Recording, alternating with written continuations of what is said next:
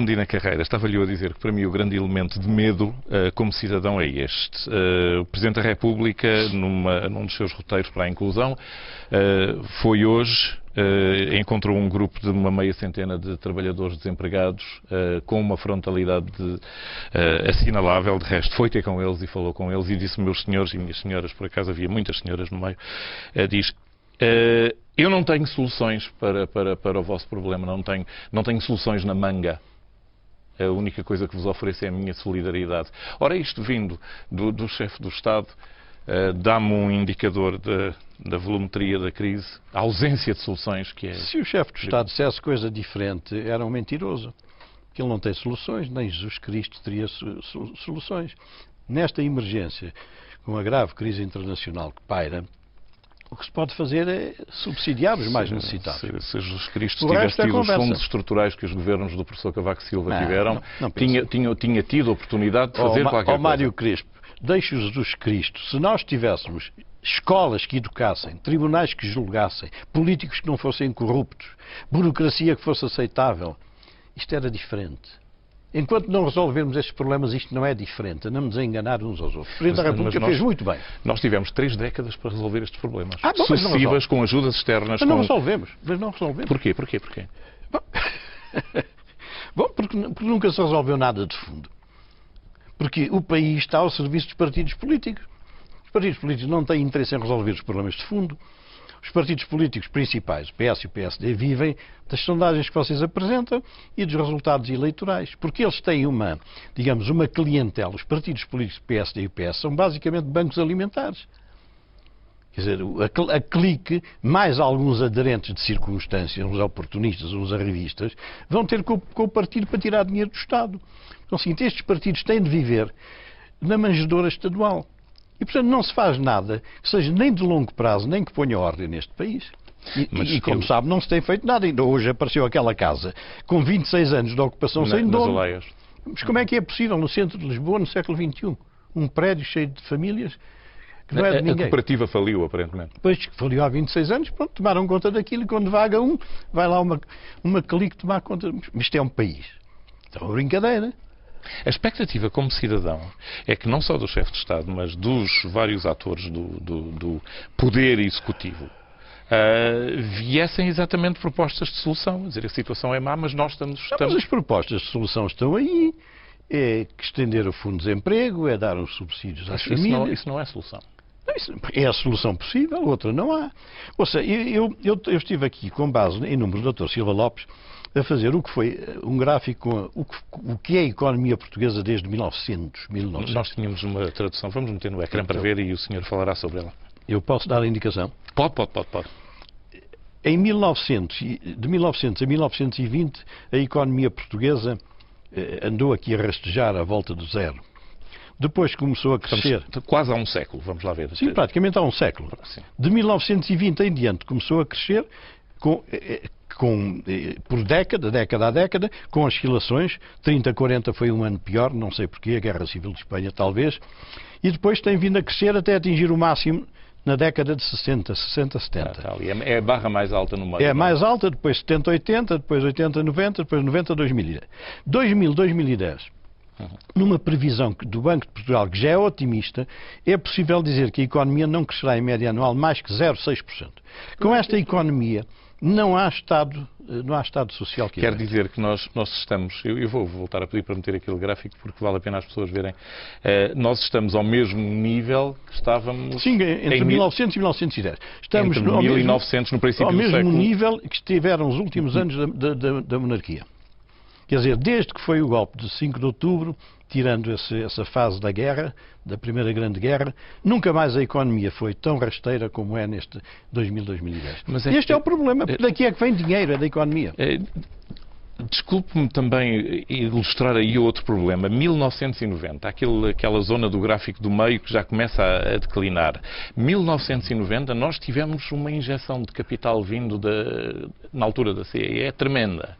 Fundos estruturais para tudo, por todo lado. Então, e nesta década que tem entrado 48 milhões de euros por dia de endividamento, É muito mais que a CE. Sim, mas qual é esta sina de não utilizar os recursos, de os desbaratar? Ouça, isto teríamos de estar aqui 2 horas, provavelmente, a conversar sossegadamente. Meia hora não dá para coisa nenhuma. Mas precisamos de abordar uma área de saída, que não seja esta do professor Cavaco Silva dizer que não tem soluções.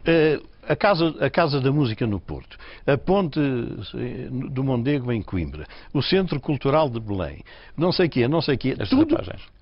As derrapagens. Bom, tudo custa 2, 3 vezes mais. Já viu alguém ser investigado? Já viu a Polícia Judiciária e o Ministério Público tentarem averiguar o que é que se passou com isso? Porque houve gente que ficou com dinheiro. Nós estamos a endividar a 48 milhões de euros dia. O senhor vê este país viver bem? Vê as populações satisfeitas? Vê a economia a crescer? Não vê. Portanto, isto esfuma-se tudo aí por sítios que a gente nem sabe quais são. E isto continua. E se nos falhar o financiamento, nós podemos ter uma súbita crise na sociedade portuguesa. Como é que se traduz essa crise na sua, ninguém sabe. Na sua análise? Sabe que estas Mais crises... do que o desemprego já? Desemprego e barulho e protestos. E, desordem social? Desordem social, não estamos livres disso, com o caminho que isto leva, porque juntamente com este empobrecimento rápido do país, junta-se a imoralidade das elites políticas, económicas. O senhor não conhece um político, um homem da bola, ou um homem de empresas, nomeadamente os bancos, que tenha ido para a cadeia. Nada. Não acontece nada. Os casos abrem-se com grandes paventos, os senhores passam aí o dia a transmitir tretas, e depois vai-se esfumando, depois toda a gente se esquece de tudo. É o caso de Portugal, são os submarinos, são os pinheiros, de Setúbal, é o Freeport, é o não sei o quê, nada. Eu vou voltar a um ponto. A economia em 1990 não se desenvolveu. Portanto, ficar com o dinheiro alheio, como diz o António Barreto num excelente artigo de ontem no Público, bom, é não ser parvo. Quer dizer, parvos são os que não ficam com o dinheiro. E, portanto, o país está nisto. Não espero de um país nestas condições que ele tenha prosperidade. Tenho que esperar porque sou cidadão de um país com uma Constituição estável e é meu direito exigir isso. Meu e de mais 10 milhões. Eu serei um otimista no dia em que começar a ver isto a mudar. As escolas em que os alunos têm que trabalhar, em que os professores têm que prestar provas, em que os alunos têm que prestar provas, em que os programas são feitos por intelectuais, por artistas, por gente de cultura, em que os exames são feitos para uns e para outros. No dia em que isto começar, que os tribunais... Eu tenho, como já tenho dito várias vezes em público, casos de 12, 13, 14, 16, 18, 20 anos. Até 23 anos já tive um caso nos tribunais de 23 anos. O senhor acha que isto é um país a sério? Alguém vem investir, se me perguntar, quanto tempo é que durei um pleito fiscal? Olha, 12, 20 anos? Acha que há alguém com juízo que venha para cá? Não vem. E, portanto, enquanto não se mexer no essencial, nós andamos a viver de tretas, é o Magalhães, é o inglês, que é uma boa ideia, mas não sei se alguém... O Magalhães tem português técnico também, com alguns problemas. Tem um português excelente, como era de esperar. Bom, e, portanto, nós andamos a viver de aparências, o país anda a ser distraído, o país anda a ser embebedado pela classe política. E então, quando há um partido com maioria absoluta, eu hoje sou anti a maioria absoluta. Porque a maioria absoluta é uma coisa excelente para gente competente, para gente sensata, para gente humilde. Este governo não tem nenhuma característica destas. Não é sensato. Não é humilde. E, portanto, não vale a pena ter maioria absoluta. Só as asneiras são asneiras impostas. A reforma tem que começar por qualquer lado. A reforma teria de começar pelos partidos. O senhor preconiza uma reforma quase em revolução, obviamente com o termo benigno que ela possa ter, mas uma alteração fundamental... É nos partidos. Tem de começar nos partidos. Os partidos têm que ter mais qualidade, mais seriedade, mais apego ao interesse público. Os partidos estão ali, como eu disse há bocadinho, são os bancos alimentares. Quando têm uma maioria, sobretudo se for absoluta, entram todos aqueles que têm que entrar e mais umas vagas de assessores e disto e daquilo.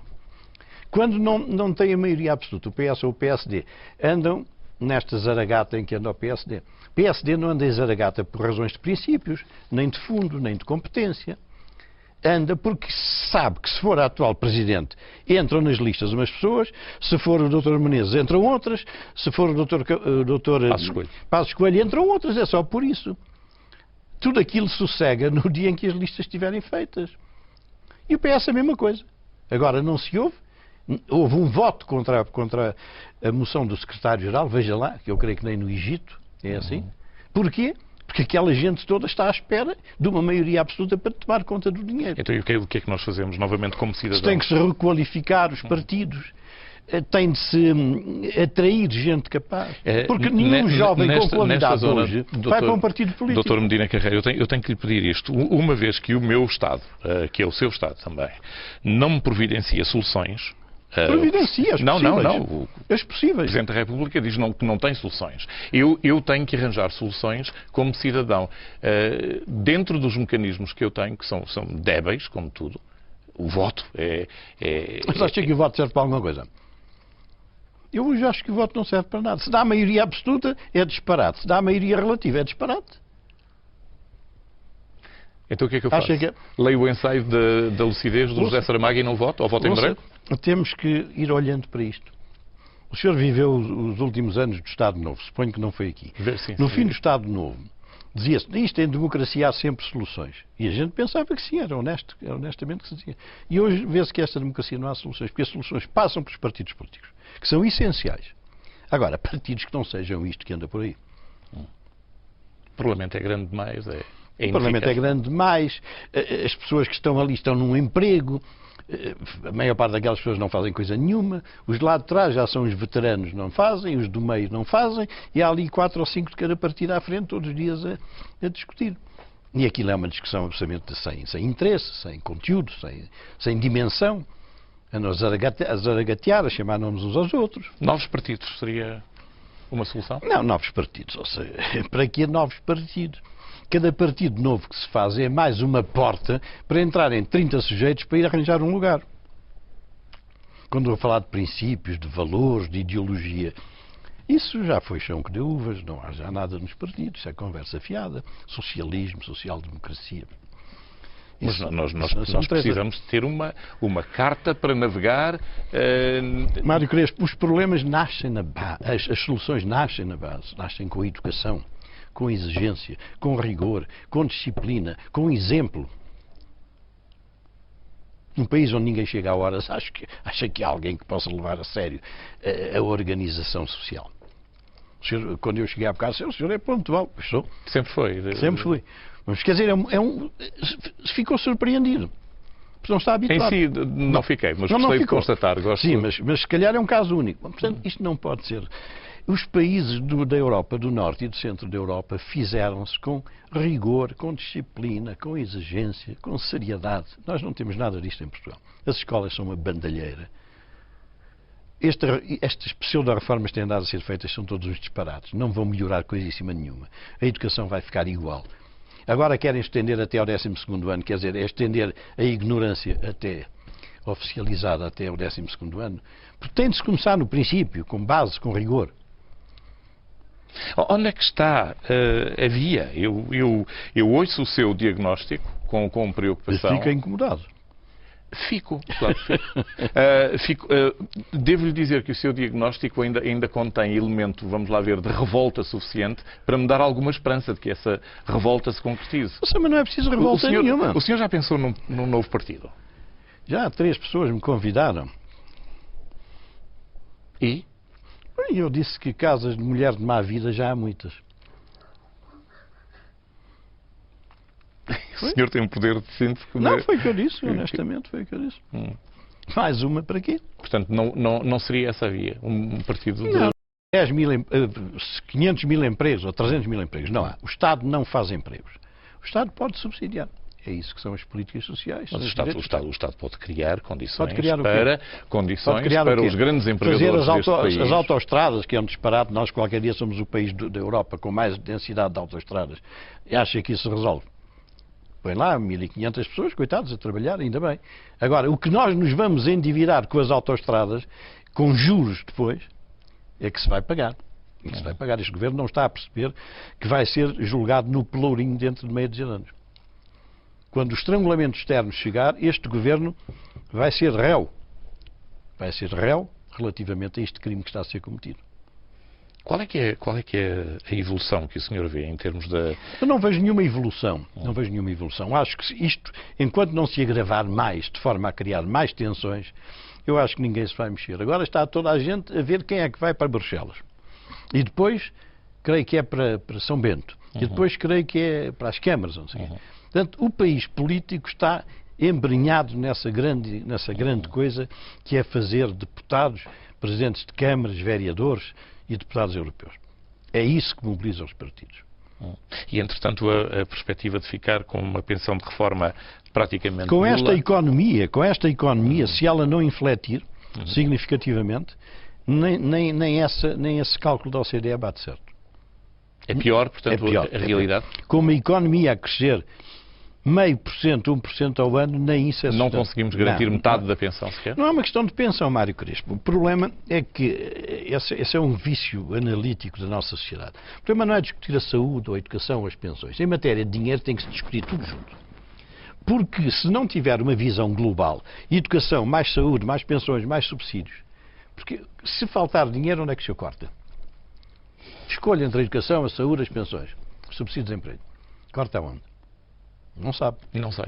Portanto, se eu tenho que ter uma política financeira global, tenho de dizer, com esta economia nós podemos colocar na área social X. E agora, dentro da área social X, vamos fazer uma opção política para a educação, para as pensões.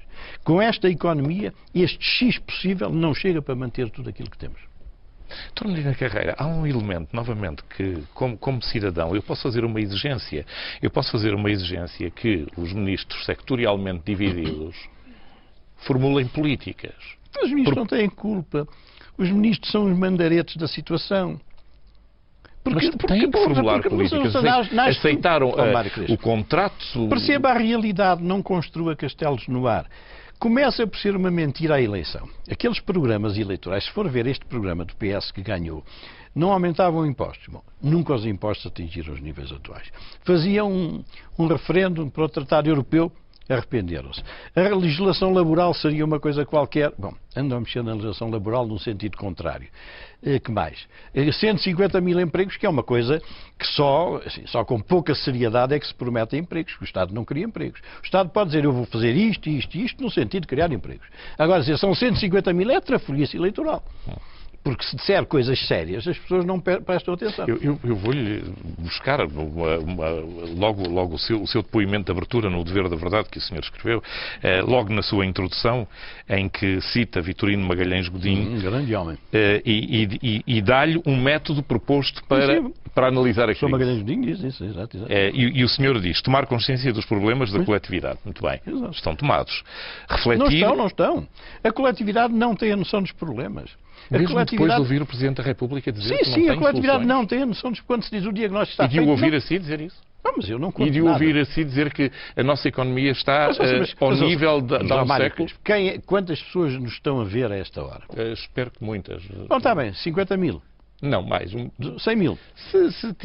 Ficam 9 milhões e 900 ainda sem ouvir nada. 8 milhões sem ouvir. Ou seja, é uma mentira. O diagnóstico da situação portuguesa não está feito.